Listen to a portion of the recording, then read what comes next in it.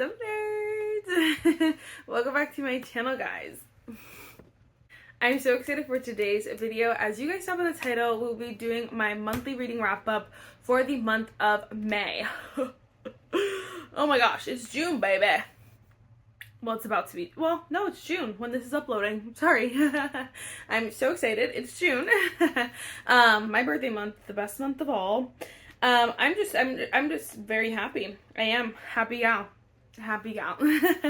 I honestly did not read as many books as I did the past few months. Honestly, this is still a lot of books, and so I'm only like responding that way because the past 2 months I've been reading a lot more. And honestly though, I honestly don't care. I had a great reading month. I had a lot of really highly rated books, like very like 4.5, a lot of 4.55 star books. Incredible. I will take that any day over a month filled with 20 books read, you know what I mean? So honestly, this just goes to show, like, you know, genuinely it doesn't matter how many books you read in a month if you like quality over quantity here. Yeah, quality over quantity. Yeah. Anyway, I don't know. First, if you guys like this video, if you guys like monthly reading wrap-ups, if you guys like talking about books, if you guys like all the nerdy things, then definitely give this video a thumbs up, hit the subscribe button, and without further ado, let's just get started. Alright, I'm just pulling up my reading journal on my iPad just so I can make sure I'm accurate. So first things first, we did read House of War and Bone by Leah Stone. You guys know this was very highly anticipated for me. I could not wait to read this. We read it first. I loved this book so much. I love this series so much. I think it is so good. I do have to say I like the first one more, but I still gave them both 5 stars because I just think in general the series is so good that like you really like you can't not like it. There's nothing to not like. And I know so many people, not so many people, I've seen a couple comments that, like on Goodreads that people aren't obsessed, but I'm like, you have to take it for what it is. It's a YA book, a YA fantasy book. So it's YA. No, it's not going to be like Fourth Wing. It's just not. But honestly, this is very, honestly, in my heart, it's very similar to Fourth Wing. The place in my heart, because it is honestly so good. And I love the characters. I just love the story. I love the way everything's going. And so I'm like, very excited for the third one. This could be probably like one of my top favorite series of all time because it's just so good. This is book 2, so I can't tell you too much. But just know, like, it's crazy. So basically, she's from a house that, that is, banned, almost, is basically bad. She's from a house that's bad and, like, from a lineage that has been horrible. And so when she kind of surfaces, everyone's like, like, oh my gosh. She also has this disease where no one can touch her or else it causes her excruciating pain. Except for one man. Except for one little boy. It's so good. I just love it. I laugh, I cry, I freaking everything. I feel all the feels with this book, and that is just such a good book. Okay, this one took me by surprise, but me and my friend actually buddy read this. This is the 7-Year Slip by Ashley Poston.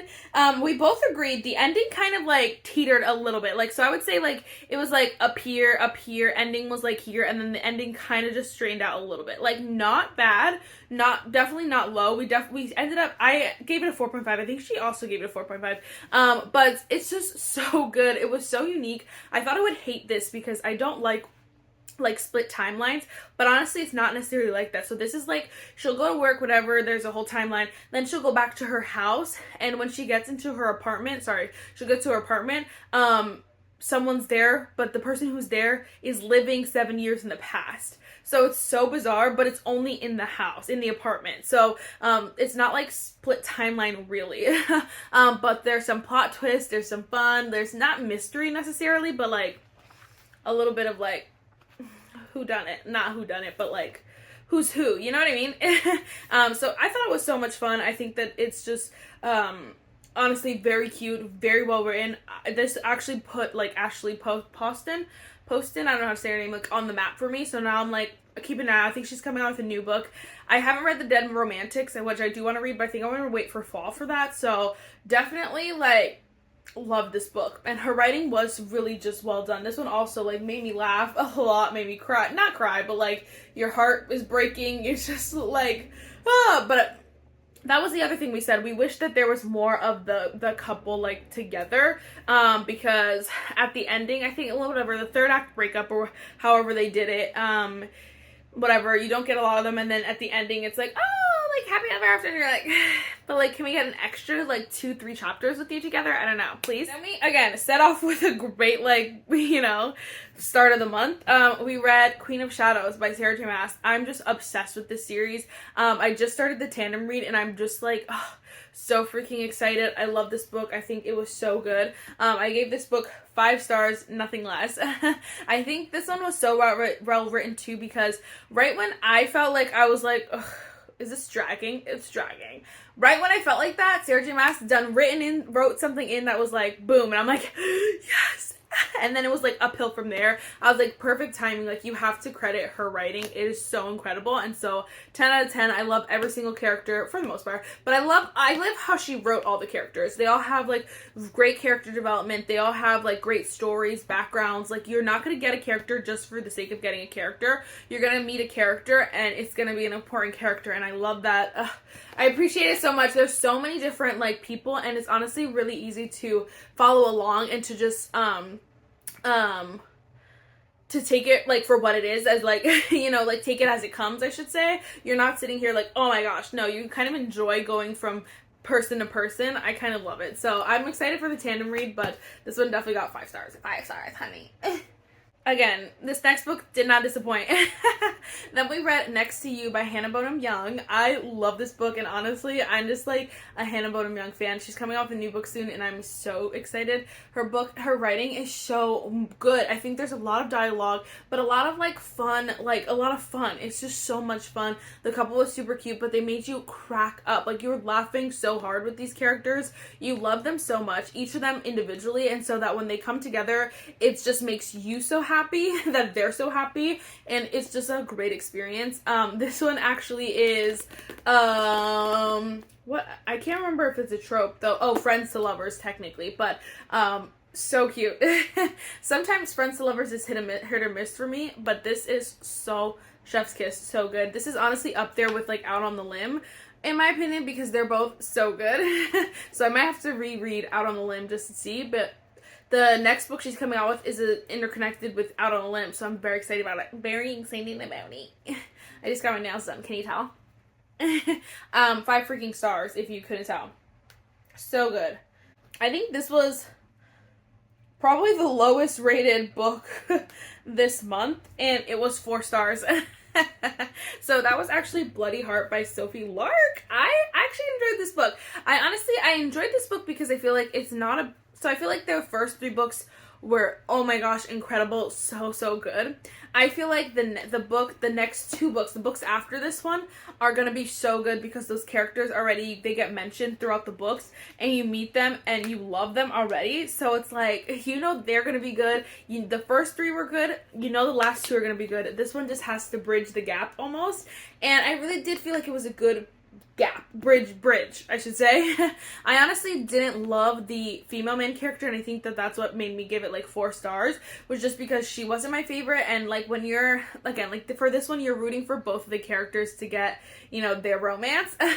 This one, I was kind of like, Dante needs his justice, and the girl you could bring in a new girl and I wouldn't even care, you know what I mean? So that was annoying to me. But I got past it. I do not recommend listening to this as an audiobook though, because the Audible readers are not my favorite. They're not my favorite. I was like, oh, what's happening? What? But anyway, I definitely think like if you're in the middle of the series, do not let this one scare you. You'll probably enjoy it. Like, I just enjoyed it, but I definitely don't think it's going to be a favorite for anyone. Is that anyone's favorite? Let me know. I really doubt it though. So 4 stars for that one. This book I gave a whopping 5 stars. This is, I have to enunciate, Fucking Wild by Emily Rath. I'm obsessed with this series, and I feel like I'm alone on an island here. Is anybody else obsessed with this series? I don't know. I know it's definitely unique. It's not for everyone. But it is so good, and I love Emily Rath's writing too, because there is a lot of the couple, a lot of the dialogue, a lot of cute banter, fun jokes. Like, there's a lot of fun in her books. And first, also, like, look at how floppy. Oh my gosh, tell me that's a good book. That's a good book. I love this cover as well. But this is the second book in the series, and it's the best friend of the first girl, and then one of the hockey players. First of all, like, I don't know, who knew I was a hockey romance girl? But I don't know how to, I don't want to spoil it, but they're just super cute. Okay, that's all I say. They're super cute, but just know these are very open door kind of books, so if you do not like that, do not recommend. But if you don't care, these are some good books. So good. I gave it 5 stars. Oh, that is age gap. Age gap. I think she's like 10 years older than him, but like super cute. And then I don't know if technically they're friends to lovers. There might be like forbidden romance.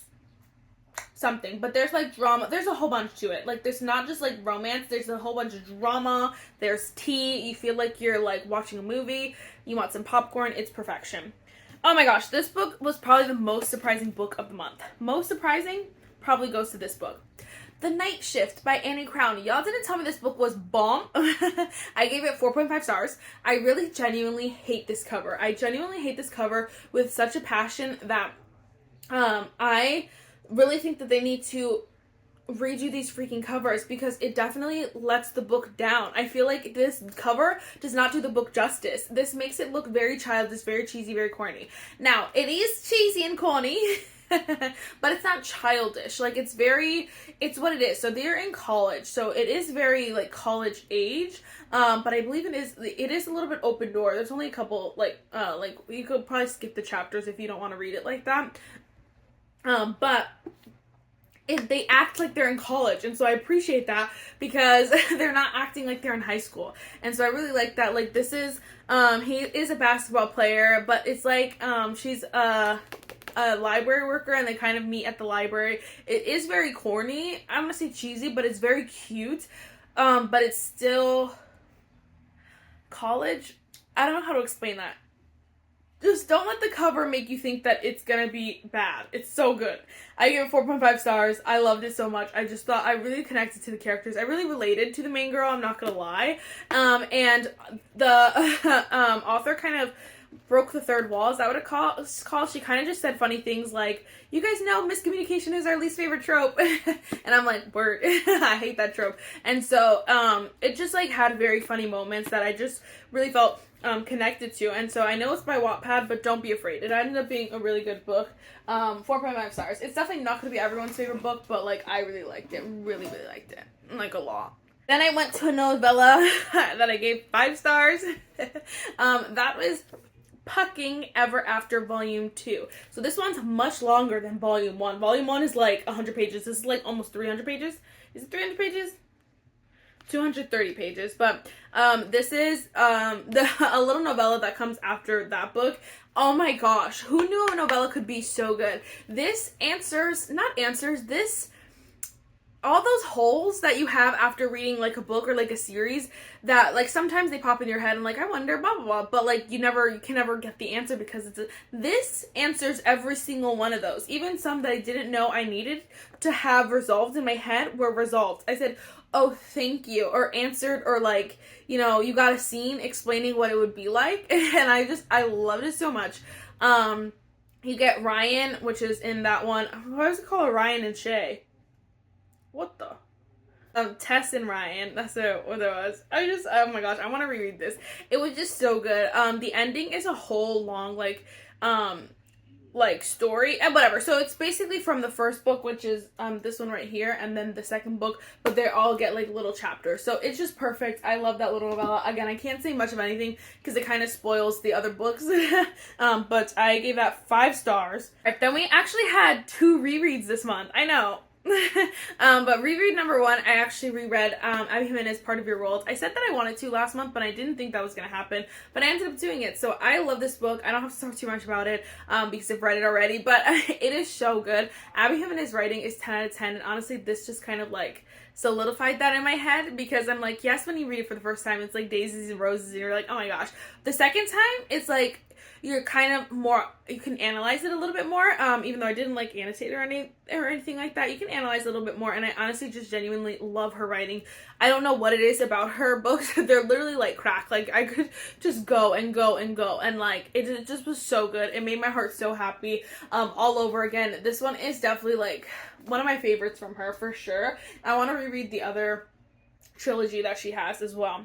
Then I did my poor excuse of a 24-hour readathon, and I read Butcher and Blackbird by Brynne Weaver. Again, I don't have to talk too much about this.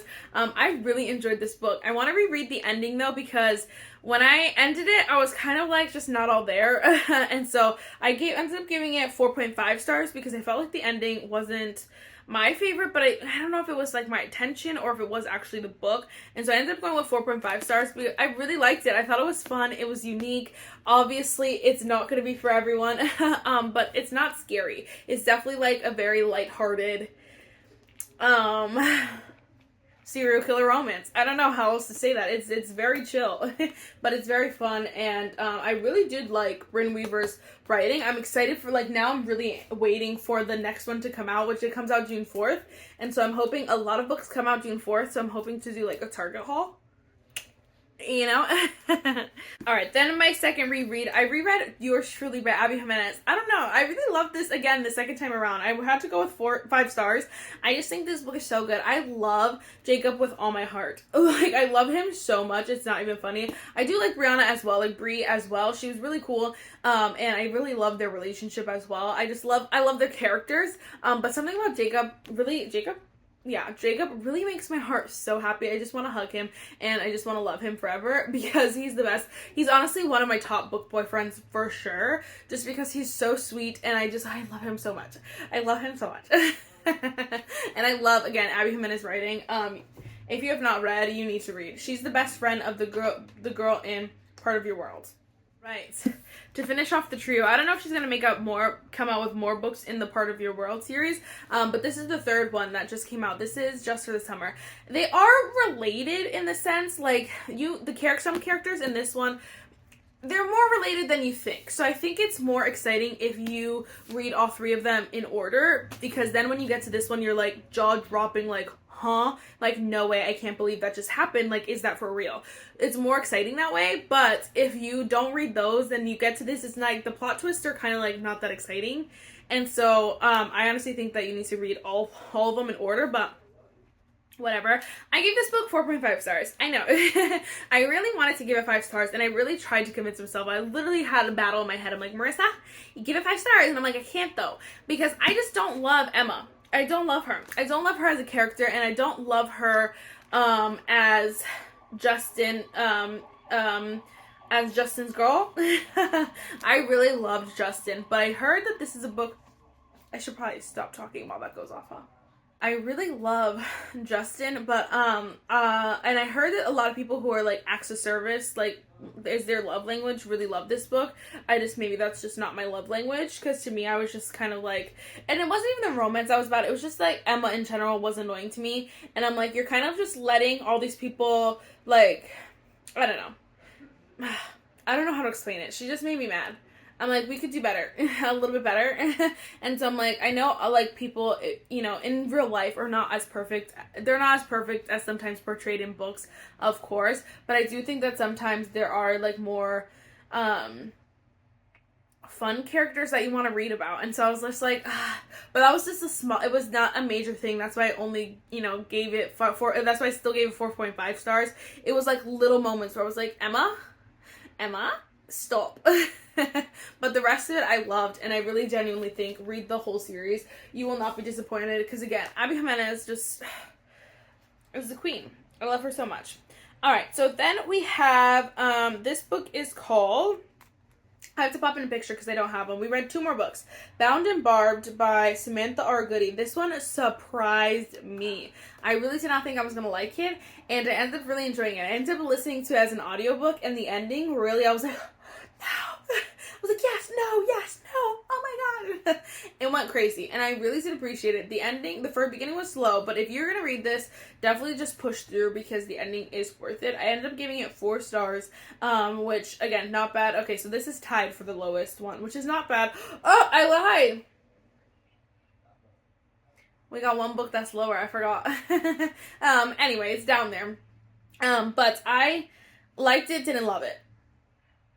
I really liked it, I should say. I really liked it, really enjoyed it. I think it has the potential to be a really amazing series if the next book is incredible. If the next book is 5 stars, then this series will definitely pick up this series for me. But if the next series stays, like, okay, then it definitely will be a no series for me. Does that make sense?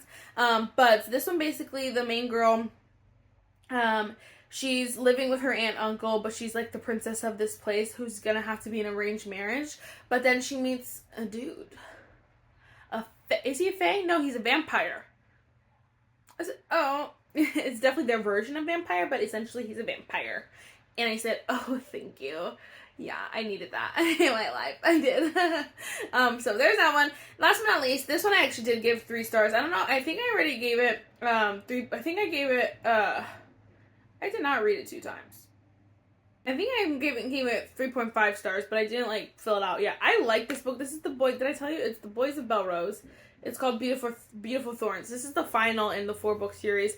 And I honestly liked it. I just felt like it was very repetitive. I don't think we needed 4 books. And that's my thing. Because I really enjoyed the first 3 a lot. I was hooked. I read them so fast. Then I got to the 4th book and it was like the same thing over. And I was like... So then I took like honestly like a month break from that series. And then when I finally went back to it, I was just kind of like, okay.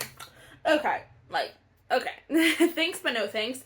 I like that series. I like that series a lot. I did enjoy it. I just think the 4th book was not really necessary. It's needed to finish the story, of course, but it's not needed, like, you could have cut stuff out and made it just a 3-book, like a trilogy or something like that. You didn't need to drag it on that hard, because it was dragged on. It was dragged on. And so that's not my favorite, but we made it. This is the main girl is, I don't know. It's hard to explain the 4th book. I'm not gonna lie. The Boys of Belrose is a band, and so they're all in a band, and then there's this one girl who's the main girl who's ended up with the band. I'm with the band. So that's it. So how many books was that? So that's 14 books. I know that's still quite a bit. One of them is a novella, so basically like 13 and a half books. But anyway, 14 books I read this month. I'm still very happy with that. Like, I'm not disappointed in any way, shape, or form. The last 2 months I think I read like over 20 or close to 20 or something like that. So I had very high expectations, and I did not read all the books on my TBR. I forgot to do it in order, but it's fine. A couple books. I think I didn't read 4 books on my TBR. I still had to read. But it is what it is, honey. It is what it is. Yeah, there was 4 books I didn't read on my TBR. But it's fine, and I honestly know that June is probably going to be very similar because I go on vacation this month, and just, like, I'm starting a new job. Like, it's just going to be a lot, and so I don't think I'm going to have a lot of time or want to just sit down and read. I don't want to say I was in a book slump because I don't feel like I was a slump. I do feel like, though, I was a very in the mood to read. So if I didn't want to read, there was no convincing me to read if I didn't want to read. But there were moments where I did want to read. So it was like confusing. But we made it. I'm still very excited. These are all the books that I read. If you want to know or talk about any of these books, definitely let me know down below so we can have a little combo. That is it for this video, guys. I really hope you enjoyed it, and I will see you in the next one. Bye, nerds!